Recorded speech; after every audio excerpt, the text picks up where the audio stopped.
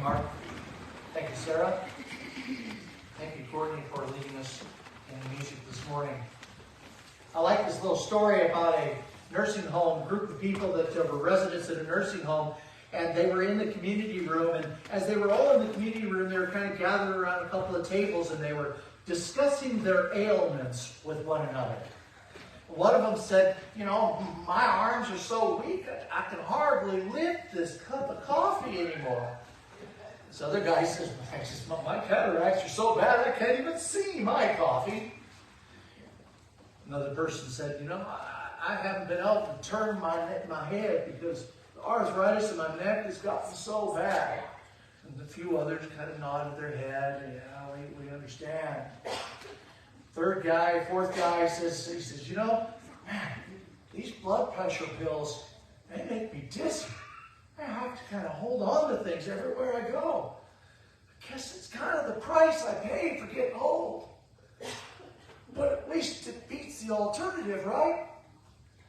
A little lady sitting over at the other corner, she says, guys, it's not that bad. Thank goodness we all still can drive. Gotta love the priorities, right? Seek first the kingdom of God and His righteousness, and all these other things will be added to you. Three things that govern success in our lives, beloved. Three things that are really more important than money. In many respects, these three things ought to actually govern our use or maybe even our abuse of our financial resources. And the first is our attitude in life. See, our attitude determines our altitude in life. It's not wrong to possess things. It's not wrong to have things that are niceties in life, as long as they don't possess us. Stewardship is not, beloved, about simply giving money to God out of compulsion or feeling guilty. But on the other side, it's also not about getting money back from God as if you're wheeling and dealing with Him. We give because of a right attitude. We give out of love and adoration as an act of worship and obedience to Him. Secondly, relationships also determine personal success in life. Relationships determine personal success. You can give money. You can be wealthy. But if you are poor when it comes to your relationships with others, you are indeed very poor. Relationships are really a true measure of the wealth that matters in our life. True wealth is measured by the richness of our character and those that we call our friends. I can't help but think of the Christmas Carol and good old Ebenezer Scrooge. His pockets were full, but his joy and his soul was very empty. So was his life around him. There's also the issue of personal priorities in life.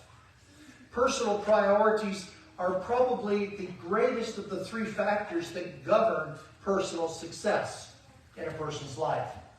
When we have priorities, we also have objectives or goals in place. Something that we essentially focus on. When we know what we want in life because we know what is important, hence the priorities, we set objectives, which is the goal, and we strive to reach them because of the priorities. Without priorities, we tend to flounder. We might work hard, but we're never really accomplishing much. Even when we give money to God through our tithe and our offerings, it really must be done with a sense of priorities. Because it's then, when the priorities are in place and we are giving in line with those priorities, that's when we experience a sense of fulfillment. It's also important for us to give money to things that are God's important things. Investing in eternity. Oliver Wendell Holmes once boarded a train, And as he was going, and he was on the train because he was going from one speaking engagement to another, and he was just moving frantically, trying to get from one place to the other. And when he did, he misplaced his train ticket. So he was frantically searching all over the compartment, trying to find it. And as the conductor was coming down through the cars, he recognized him, and he said, "Don't worry about it, Mr. Holmes. Just give it to me when you find it." And Mr. Holmes responded, he says, "That's not the problem. I don't even know where I'm going. I need the ticket so I know where I'm going."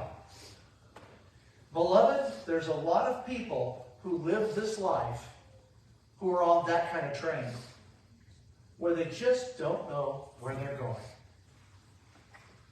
When Jesus called that first staff meeting with the disciples, he specifically addressed the issues of priorities. He said, "Seek first the kingdom of God and his righteousness, and all these other things, they will be added to you." Jesus suggested several things that we can use as questions of discernment for what establishes our priorities. The first one is, what am I giving for? What am I giving for?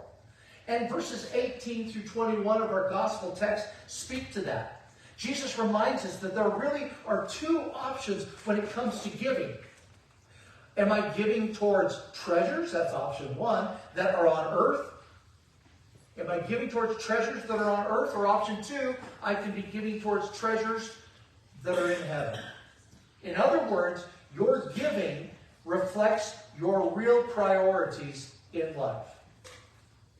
There are two things which are implied in this challenge. First, we need to know it's important.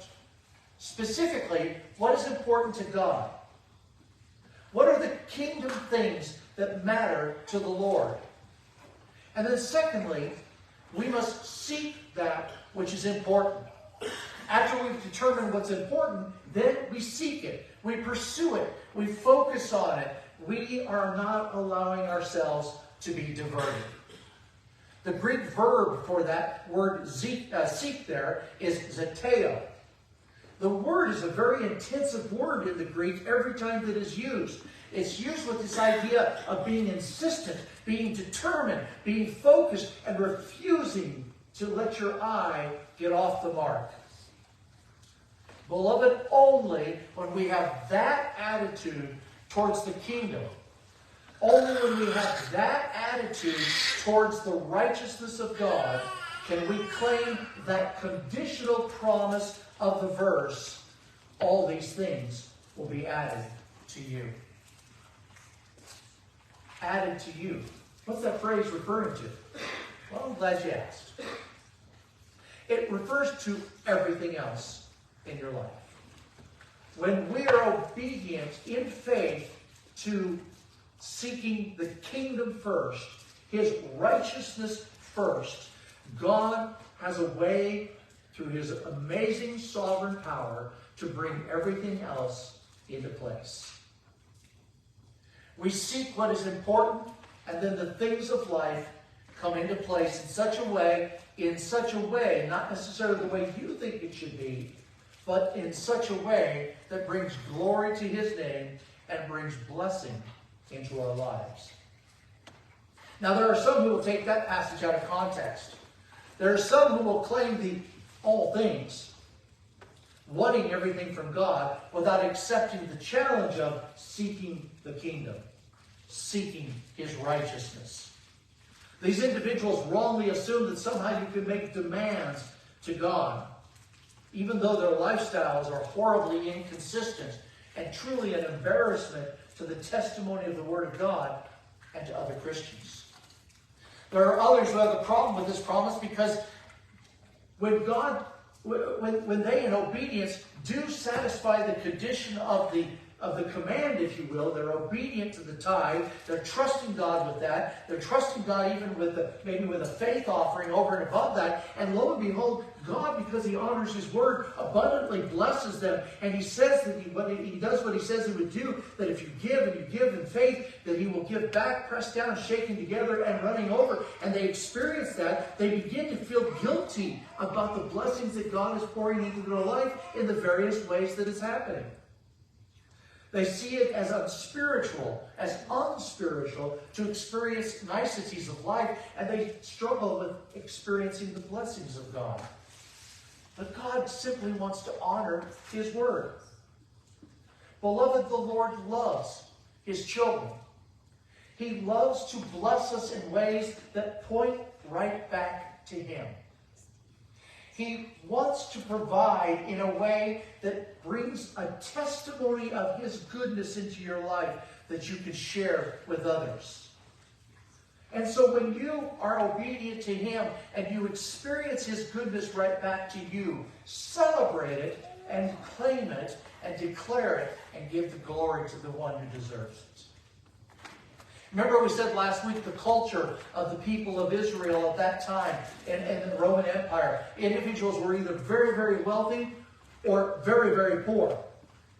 Ultimately, everybody, of course, was grabbing for what they could, clinging to it and hoarding it if they were more wealthy, and grabbing hold of it and not letting go out of desperation if they were poor.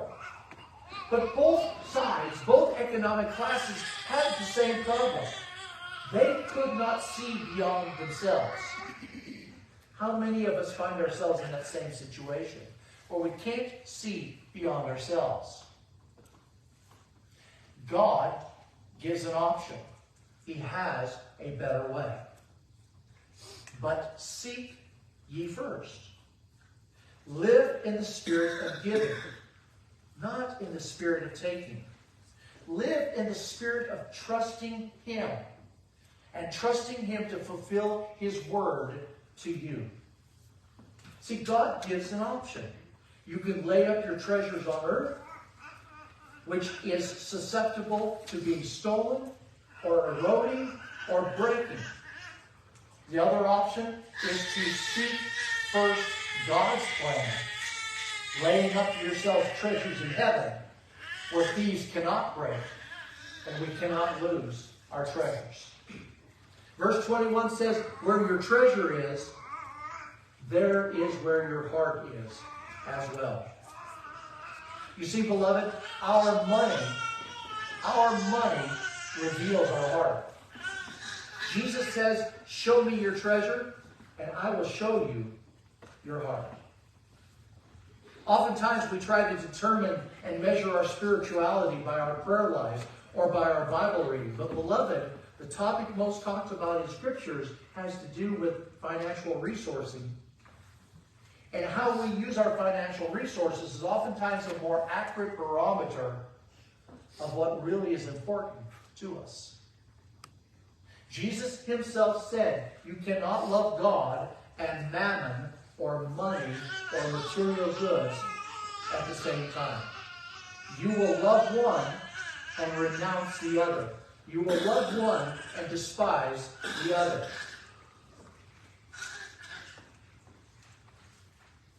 What am I giving for? And what am I looking for? What am I looking for? It's a question that when we answer that question, we eventually will find exactly what it is we're looking for. And beloved, those who refuse to submit to the Lordship of Christ, they will never find His blessings. Jesus asks us, are we living for those things that last, or are we living for those things that slip away? He says there in verse 22 that He indicates that our sight is imperative regarding money. He says the eye is the lamp of the body. If your eyes are healthy, your whole body will be full of light. That which you focus on is what feeds you. Our priorities are evidence of the focus or the priority of our lives. If we have the correct view of what's really important, everything else falls into order. But, verse 23 warns us, if your eyes are unhealthy, your whole body will be full of what? Darkness. So, what am I giving for? What am I looking for? Third, what am I living for? Jesus said very clearly, you cannot serve two masters. It is impossible to serve God's kingdom and the world's kingdom simultaneously. When you try to do that, you will be stretched, you will be pulled, you will be divided, and you will be spiritually miserable. And probably ultimately in other ways as well. And the reality check is people can see who you really serve by what you really focus your serving on. And that has to do with where your wallet goes. In order to make ends meet today, I get it. Been there myself many times in my life. People sometimes have to work 2 jobs and sometimes more to make ends meet. Working for different places, different businesses, different jobs. Moonlighting to take care of and make it all work, and trying to work a precise timetable. But beloved, no matter how hard we try, as Christians, we cannot moonlight serving God on one shift and serving possessions on the other. That's not the kind of service that God calls us to. When he talked about that issue of God and mammon, the Greek word that he uses there is the word douleo. That word refers to becoming in slavery or in bondage to. So we have the choice, by choice, willingly becoming a servant to the things of God and the advancement of the kingdom of God, or we begin to stay focused or begin to be focused on worldly things, and we become enslaved and in bondage to those things. We try to serve 2 masters thinking that we can do that, but that is a form of empty religion that sets you up for a fall. Crisis comes, and you find yourself in bondage instead of in service to the kingdom. What am I giving for? What am I looking for? What am I living for? And then finally, what am I dying for? Dwight L. Moody, the founder of Moody Institute, a great evangelist, also declared, he said, a man has not found something worth living for until he has found something worth dying for. Jesus emphasized this truth when he spoke of the stressful lifestyles, characteristic of those wrong priorities that we let take hold of our lives. In that passage of Scripture, it talked about people scrambling to grab hold of and got anxious and stressed over making sure that they had things for life, that they had things for food, things for drink, things for clothing, and they were worried about those unchangeable things like being too tall or not too tall. Jesus was instructing them to not get caught up in those things. He also said in that passage in verse 25, he says, take no thought for your life. Now some individuals will read that and say, well, he must be saying that you're not supposed to plan ahead. Financial planning and personal planning and job planning and retirement planning must be a bad idea. But it's really kind of a weak translation of the English language. The word that is used there in the Greek is the word merimnao. That word is used to describe an anxiety or a care that causes you to stop looking here and start looking there. A distraction, a deterrence, something that causes you to digress or to be diminished from focus. He says, don't get caught up. Don't be consumed. Stay focused. Seek first his kingdom. Seek first his righteousness. These other things will come about. Beloved, when we are anxious over money, we'll eventually die for money. However, when we live for God's kingdom and his righteousness, that becomes the object of our sacrifice. Just as a missionary might have to sacrifice his life as a martyr, taking the gospel to a primitive, unreached tribe, God calls you and I to be living sacrifices now, and sometimes that's even harder than the missionary's job. One man learned this truth when he recited a love poem for his wife on Valentine's. And he concluded the poem with the thought that his love for her was so great that he would even lay down his life for her.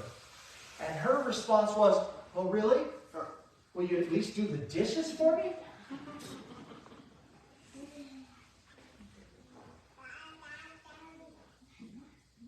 We form erroneous views sometimes. Sometimes we treat God like a sanctified Santa Claus or a vending machine that he owes us something if we deposit. We make demands from God like a whining child, and we refuse to submit to the principles of the Word. But beloved, God wants to honor his promises, but he honors the promises of those who have submitted to his Word. Jesus himself demonstrated that spirit when he stepped down off of the throne and allowed himself to be limited by humanity and came and became a servant for our salvation and went to the cross for you and I. And Jesus calls you and I to that very same attitude and that characteristic as a disciple of his. I love what Jim Elliot said one time. He's one of the 5 missionaries back in 1956 who were murdered by the cannibal tribes in the area of Ecuador, deep into the jungles. He said, "He is no fool who gives what he cannot keep to gain what he cannot lose." God is working testimonies in some of your lives. God is evidencing he's a keeper of his promises and that God provides. I reached out to you some weeks ago, inviting those who maybe already are walking in that testimony, and to God's glory, you might share it. Alex is going to come and share a few words of how God is doing exactly that in his life. Their life, to say collectively.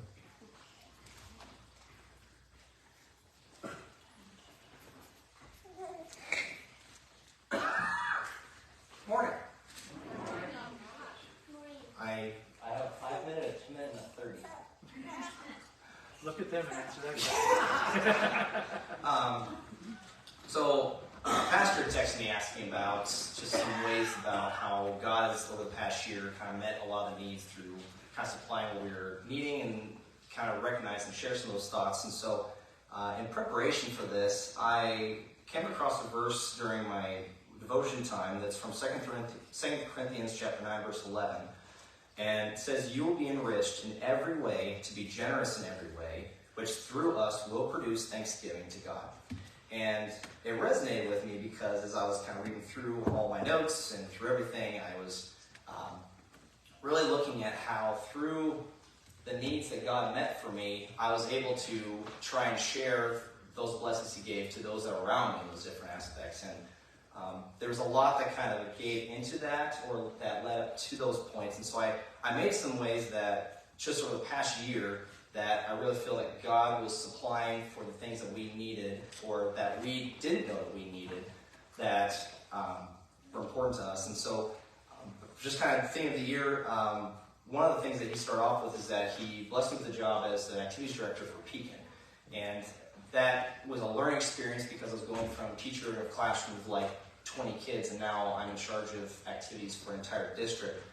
But out of that, I think the biggest blessing that I got to work at is that I actually got to work with Sarah a lot during that time. And I don't really have a lot of times where I've heard of people that get to work with family in their job. Some people can do that, and some people, there would only be one family member that comes back from the experience because they may not get along. But as I reflected on that, I loved those experiences of being able to talk to Sarah on my way to work about things we were going to Pekin, and it really, I think, we got a little closer through the experience because we both were in the same district, we were invested, we wanted to see it do well, and so that was something that I felt that was kind of nice, especially because when I changed jobs from the Army band to this new role that I have now in the Guard, I kind of lost that piece of my work that I got to share with my family because they weren't going to come in more performances. So it was nice to be able to then have another person I could still work with, so to speak, in that aspect. And so that was one way that God kind of met that gap that I didn't realize until I was kind of getting through all my notes for stuff. The next thing I was thinking then is that God met the need that Jen and I had as far as being able to work in the same school district. That was kind of a goal we had when we were first married, about how we wanted to be in the same place, same schedule, the same place we're going to. So if something happened, like we're snowed in and we needed four-wheel drive, and the only thing we got is the Jeep, we can still go into work and make it together. And God met us doing that this year by getting her a job that's literally right across the road from where I work. So sometimes I feel like she's watching me. And that's just, I think, been fun for us, because it's been, now we can talk about things on the same district, we can share stories about what we're doing, and that's been a nice relationship builder, I think, for us and what we've been doing. Along with that, Christ gave me an opportunity to change my role in the Guard. I had spent 13 years with the Army Band and felt like it was time for a change. And so I went through the process of going through the Officer Candidate School program here in the state of Iowa. And I had a really, really big fear of going into this new job because I have zero training in communications with the Guard. But the people that I work with now are extremely intelligent. They are very willing to show me the ropes. They're understanding I'm coming in with not a clue of what I'm doing. And that has really helped solidify kind of my feelings about knowing what this new role is going to be like and knowing how I fit in, how I can still contribute. And through that, though, I've had good mentors, the program set me up, and Jen has been very supportive just in kind of helping adjust this new role and what that looks like on us with household as well.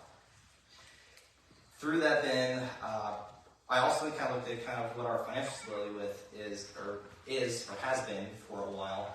When Jen and I got married about 5.5 years ago, one of the gifts that we got as a wedding gift was the Dave Ramsey, Jen, I'm going to butcher the title of the book. It's not the Financial Peace University. It's the... I'll put you on the spot, sorry. I can't remember what the book is, but there was one that's kind of introduction to the program that is just kind of giving you kind of basics, like the Diet Coke version of the 8 weeks program that his thing offers. And Jen just one night opened it up about like 6 months into our marriage and started talking about it, and I had zero interest in that whatsoever. Did not want to combine checking accounts, did not want to start budgeting things out, just want to be like, you take care of this stuff, I'll take care of this, it'll be fine. But through that program and the stressors that came with it, that helped us show the growth that we got to have as a married couple, because that has been one of the bigger points we've worked on in our communication, because now we talk about our budget every month, about what things look like, what's coming up, what are goals that we have that we want to meet together. And I think if Jen had picked up that book and opened it up, if God hadn't put that book in her hands in the first place, we wouldn't have gotten where we're at, to where we don't stress out about trying to about the different blessings that we can bestow on others through our financial stability through that course. And totally shameless plug, you should do the Dave Ramsey course. It is a stressor in a good way, and it will test the marriage relationship, but it's something that I think will temper it and definitely build on that. Then throughout the summer, there was a job change to where I now serve Fairfield as their associate principal at the middle school. And that was, I'm sure people hear about all the different experiences that Fairfield has been going through over the past year and their motion to try and get to forward to where they can be at. And one of the blessings God put in place with that was that my boss, my principal of the building, is someone that I went through my administrator program with at UNI. And so we had the same kind of philosophies, we had the same background, we had the same professors, and that was a really beneficial thing for us because we knew we were on the same page for almost everything going out the door as we were getting into this new program and with this new job.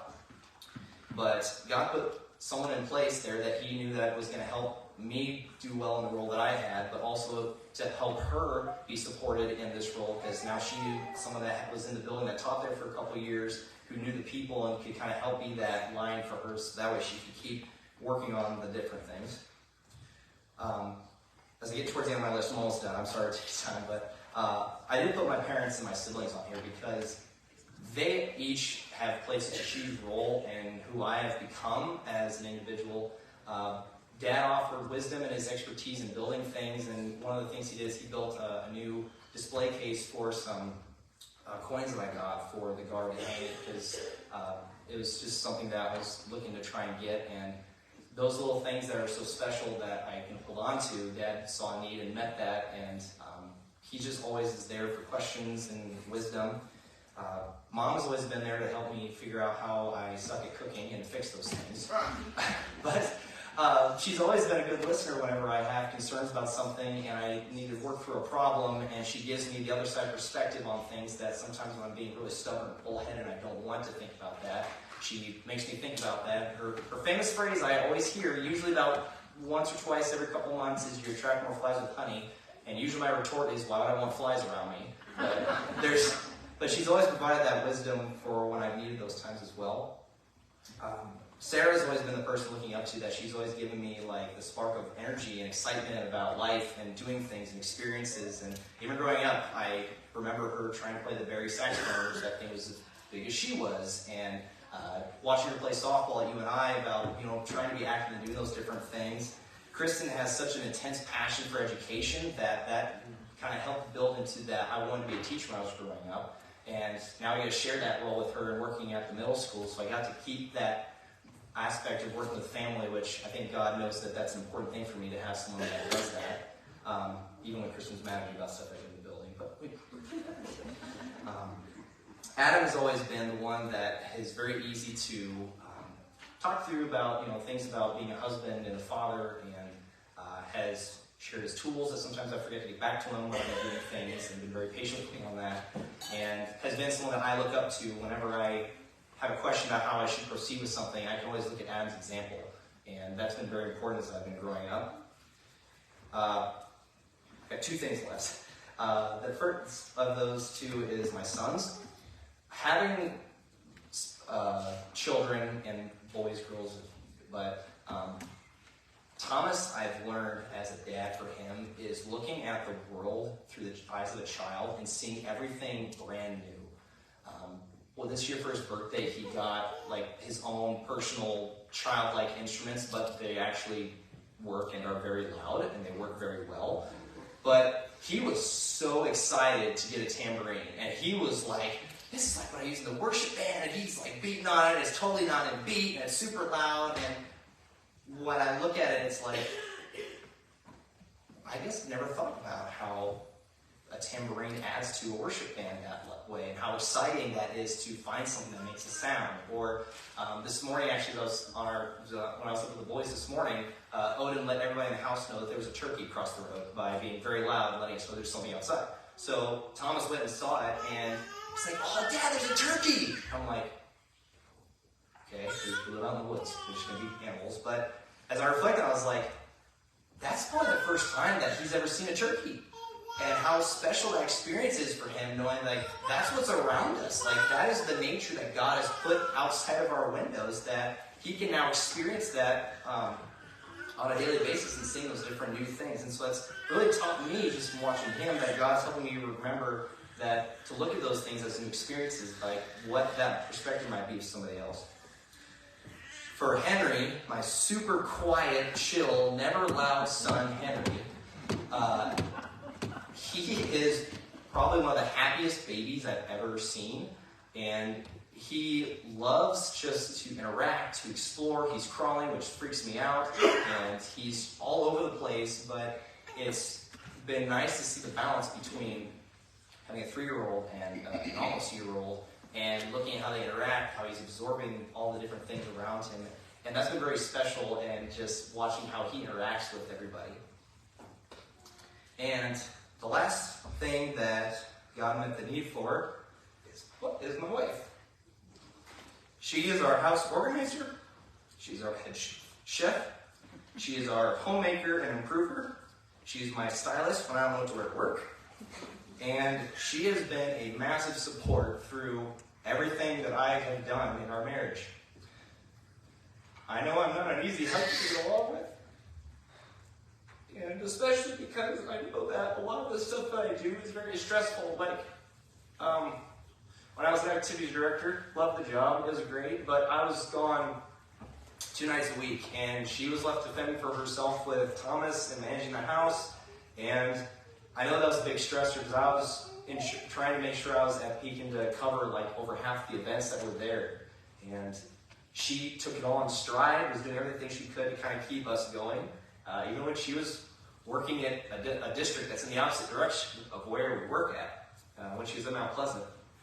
And when I changed my job in the Guard, that was a different change because instead of driving 8 minutes to Fairfield for drill, which I've done for the past 5 years of our marriage, and I'd come home from college, stay at my parents' house, and drive 20 minutes into work to drill. Now I was driving to Des Moines every Friday afternoon to get up there for the weekend. I wouldn't be getting home until 6 or 7 p.m. on Sunday nights, and she's left to keep the house going, doing the grocery order, picking up groceries, sometimes putting Thomas and sometimes putting Henry to bed as well on her own. And then this year, as we've now changed this role to now where I'm at, Fairfield, just the adjustments in trying to get our calendars on the same page and trying to make sure that we're on track with, if I can take doctor's appointments and where I'm gone a couple nights doing supervision still. And so I couldn't be where I'm at without her. And that has been probably the biggest thing I've recognized this year is that God gave me a mate that is my other half in everything I do, and she supports me in all these ways that I know I don't appreciate her that much, or not as much. It sounds bad when I say it like that, but that I know I don't tell her how much I appreciate that for her. And I do thank God for giving someone that I can support me in that role.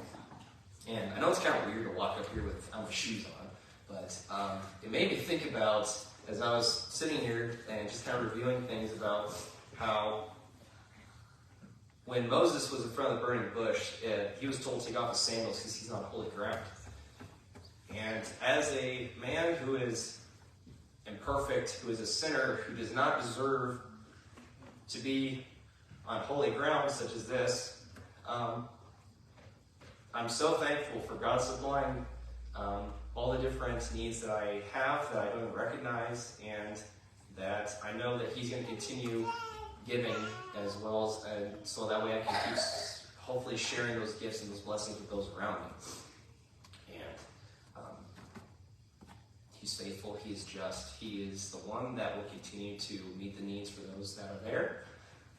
And I'm going to put my shoes back on.